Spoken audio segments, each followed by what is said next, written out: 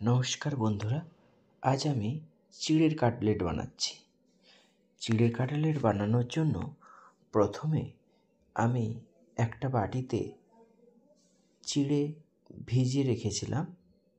চিড়ে ভেজানো, সেদ্ধ আলু, গাজর গ্রেট করে রেখেছিলাম, ছানা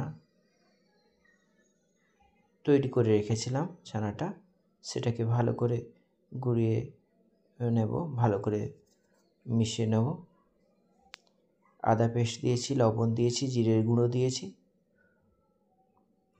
দিয়ে সমস্ত উপকরণগুলোকে আমি ভালোভাবে হাতের সাহায্যে মেখে নেব।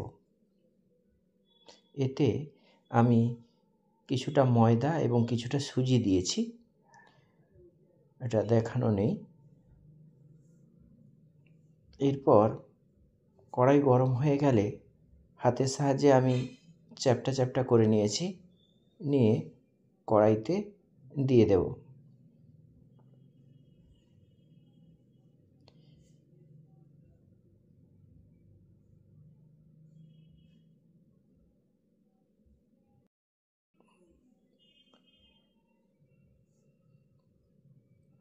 ভাজা ভাজা হয়ে গেলে এক পাশটা ভাজা হয়ে গেলে অপর পাশটা উল্টে নেব।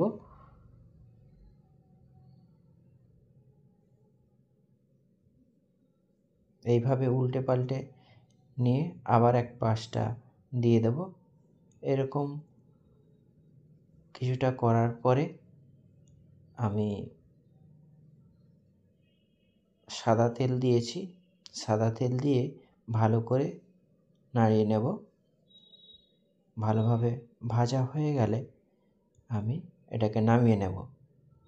ব্যাস, আমার ভালোভাবে তৈরি হয়ে যাবে চিড়ের কাটলেট।